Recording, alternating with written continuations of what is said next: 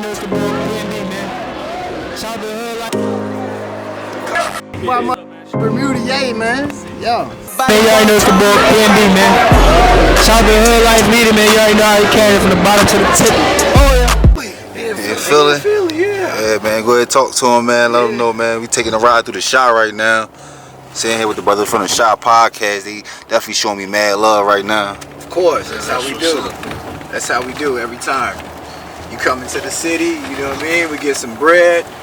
By bread, I actually mean food. Like, we eat bread. God break bread with your brother. This how you treat somebody when they come to your city, man. Mm-hmm. Take them. Mike Scott, my man, my guys from No Mo. You know, DS. Daryl Schultz, that's my man. Nah, Philly, man. Mm-hmm. No, Sister Samira. No, we got a lot of love for Philly and Chicago. Philly, very similar city to us, you know. Saying a lot of the similar culture. You know, we walk, we talk the same. They get active, we get active. Good people, loyal people, the whole nine. Mm-hmm. So, let them know a little bit what you got going out here. Like I said, I've been tapping into your podcast for a while, and it's definitely very impactful and powerful. And y'all also living your actions by helping out somebody that got into a situation back home, a little while ago. So, just talk about that a little bit, how y'all got started. So the Shot Podcast really started from, you know, the idea and concept that a lot of people don't actually know what took place in Chicago or what takes place, the history of certain things. Right. And we talking about some of the young guys, and then also people outside of Chicago. A lot of people paint a certain picture of Chicago without knowing the facts or what did it take to get to this place, you know. So you're seeing a lot of stuff right now take place, but you don't know what went behind it to get it to this place, because it wasn't always like this. No, that's a fact. And it's like, I say definitely, like, it's so many media and blogs, and it's like every day it's a new person just creating a little online thing of what they say is going on in Chicago and things like that. Right. So what we try to do is really just give you real Chicago insights, Chicago highlights and insights, the good, the bad, you know what I'm saying, and different, but we want to keep it factual and be honest, man, with whatever's going on. So when people check us out, man, you know, we want to show love all around. You come to Chicago, you're going to get love. And I don't think we're the only people that do that. I think when most people come to Chicago, you'll hear them say, man, they showed me love. So the problems that go on here is really for the people that's here. A beef is for a person that two people got beefs. If you not from here, ain't nobody got no beef with you, man. You good. Talk about some of the history of Chicago as far as like some things that people might not even know. So like you seen recently, we put out like King Von took Shahada. You know what I'm saying? That was heavy. A lot of guys from O Block, you know, took Shahada and became Muslim. That's one thing. Then with Dr. Lance, he talking about the history of gang culture in Chicago, how it got to the place we at right now. You know, talking about the life of you know, David Barksdale, King David, as well as Boss Daly, who is the former mayor of Chicago. He died, but he used to be the leader of an Irish gang called the Hamburg Gang. So they were very instrumental in being like a racist faction in Chicago. Okay, so your old mayor was actually like the gang leader. Yeah. Okay. Irish gang leader. Got you. So that's, you could definitely see the effects in as far as like it's been already inside the cloth for real, even when it comes down to like Al Capone and things like that. Exactly. So the Italian mafia put funds behind Daley to help him become mayor. So if you look at the interview, Dr. Lansdale, he tell you about how, and it's a book out that he wrote called King David and Boss Daly. So the two titans of Chicago, right? Something like that. Yeah. So the thing is, in 1919 there was a race riot, right, against whites and blacks because a black young man was on the beach, and he was on like he had floated to the white side of the beach, and they threw rocks at him and hit him in his head, and he eventually drowned. Well, blacks and whites started to kind of fight at that time, and it just spilled over. A lot of people died at that time, 1919. The starters of the riot was the Hamburg Gang. The leader of the Hamburg Gang was Mayor Daley, Boss Daley at the time. So he had always had an issue with black people, you know what I'm saying, because, you know, he came from gang leadership, and his crew was the Irish, and specifically the Irish in Bridgeport was a neighborhood in Chicago. So he ain't really, you know, they kind of coexisted with the Italians because you had Little Italy. Little Italy was his own place, Right. and they did business together. But the Irish aldermen cuffed Mayor Daley and kind of taught him the politics, and they basically started strong-arming votes, and that's how he got into politics. That's crazy. That's definitely something like, if you ain't from the city, but the thing about it is you gotta really understand that, because it's going on today, and the effects from that is still active today. Still active today. And the person was like, well, how's it active today? Like, Chicago is a very segregated place. Black is here, white is here, Asian is here, Latino is here, and when the two kind of meet, sometimes it's cool and sometimes not. It's not a guarantee that it's gonna be cool in the sense of not a race thing, but in the sense of like you spend it, like you moving into my neighborhood is different than you coming to buy something from my store. But you spending time and you trying to open a business here, you definitely not gonna make no money if you open a business there. And if you live in there, your kids probably have a problem going to school. That's surprising, because what's going on right now in Philly, we like heavy gentrified. I don't know if it's going on out here too. I feel like it's a national thing, because all the cities I visit, they experiencing the same stuff, whereas though the blacks getting pushed back to the counties, and a lot of white people moving to the city. Oh, that's happening right now. It's happening, but it's not happening in such an alarming rate to where 85% of the violence in Chicago happened in 15 neighborhoods. So it's 77 neighborhoods in Chicago. Right. So if you imagine, out of 77, only 15 got 85% of the violence. Okay. So only 15% of the rest of the violence of all Chicago is in 52 neighborhoods. You know what I'm saying? So if you go to those neighborhoods, you really don't see the violence. But those 15 neighborhoods are heavily populated and they black.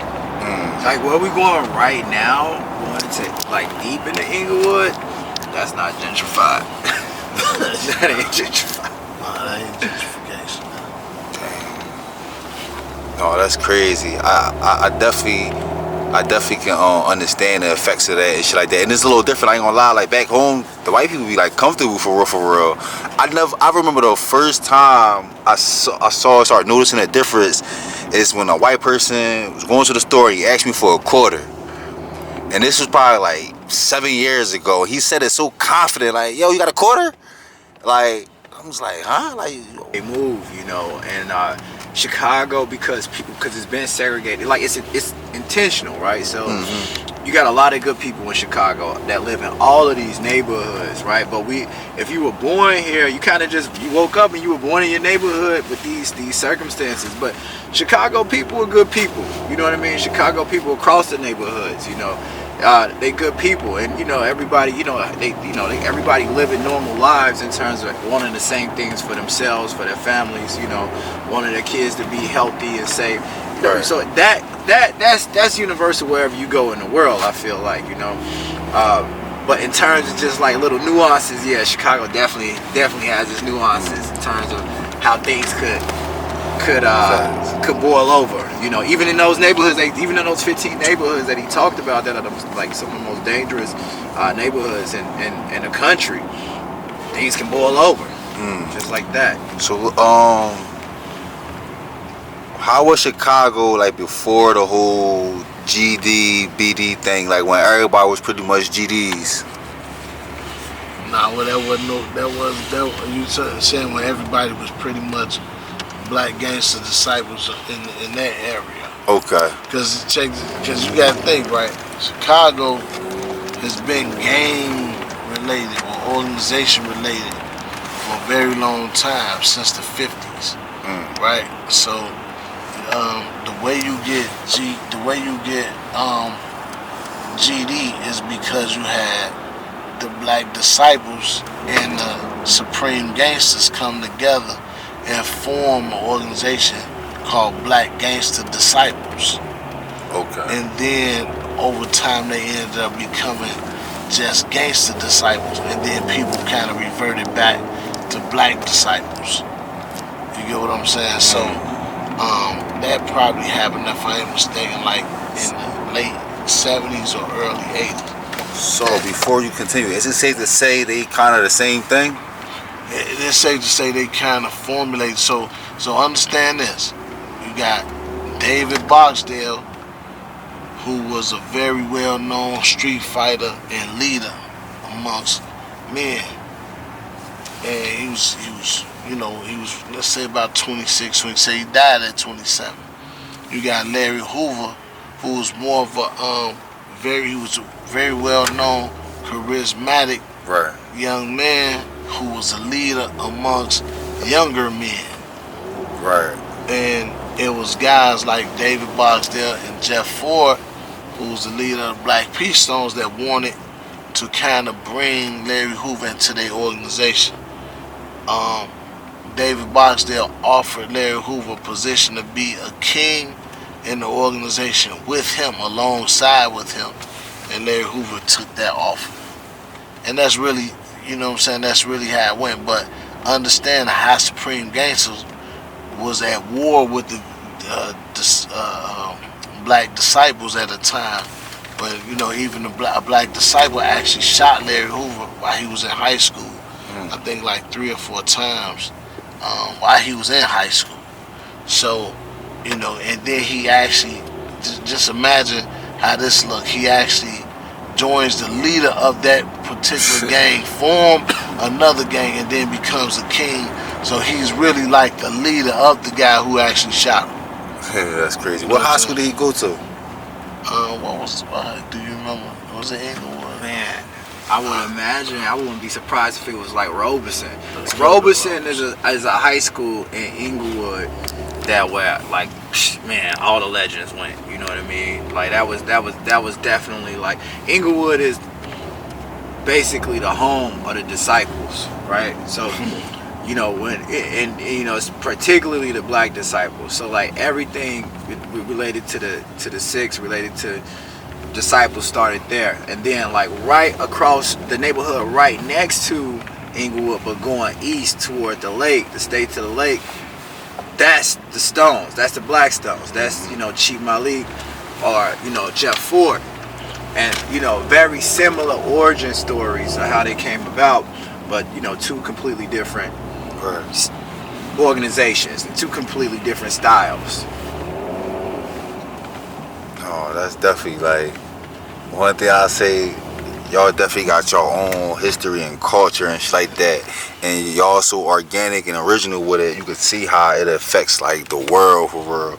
And you, once again, back to why the Shot Podcast was created, give people real insight to like what this came from. You know what I'm saying? Like I know Philly got a major history, and people might not know exactly where it came from. People talk about it, but the masses don't know. Man, how Philly get into this? Like, right. You know what I'm saying? A lot of people, and when people talk about Philly, man, they talk about boxers. You know what I'm saying? Like, man, Philly got a lot of boxers or a lot of Muslims. Facts, how did that happen? You know what I'm saying? Exactly. And so that's one thing that affects us. Was like, we got the same that's going on, but it's no gangs for real. Like as far as like label, like yeah, we rap blocks, but it's just way different for real. Yeah. And that's one thing where it's like the Islamic culture, it kind of like skipped over us and when they was like doing like the Bloods and the Crips and all that shit. Right. Man, you know what? Our latest episode with Dr. Lenz, it's amazing how he talks about how gang culture, why he believes gang culture started how it did in Chicago. And one of the biggest reasons is because the leaders, the main guys, when we mentioned King David Barksdale, the chairman, Larry Hoover, Jeff Fort, aka Chief Malik, Minister Rico, all these people came from Mississippi. If you know anything about Mississippi, Alabama, that whole area, that's called the Delta. So the Delta, when you think about slavery, the Delta is, if you a slave, like all slavery is bad, right? But if you a slave, you would rather be a slave closer to the north.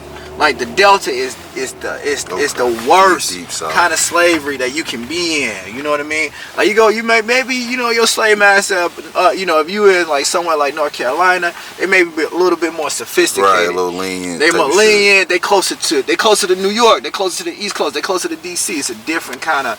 It's slavery, but the Delta is the dirty South. That's where you didn't want to go, and more importantly, that's what a lot of the cotton picking was. That's what the cotton picking industry was. And so to pick cotton, it was different than picking other crops because it required lots of individuals, like lots of slaves working in unison to get the cotton. And so, even, obviously these guys, they weren't slaves, but like you got to think, sharecropping, you probably had a parent or a grandparent that was a sharecropper, right? So like this way of organizing yourself from picking this particular crop, because this was the crop of the South, right? This was the crop of this is what they had. They didn't have industrialization in the South, right? So this particular crop and how you had to have all these slaves working in unison to get this crop, and even for sharecropping to get this crop, created this like mindset of organization from people that came from the Delta. Those people came to the Delta. The Delta Great Migration Trail is just straight north. It's just straight north. You go straight north, and then you end up in Chicago, and your St. Louis, and your Detroit, right? So that's the kind of mindset that of people that came up here. So our stories are really all connected to our history, and that's a key part of the history about us Chicagoans and where we come from. Oh, that's deep.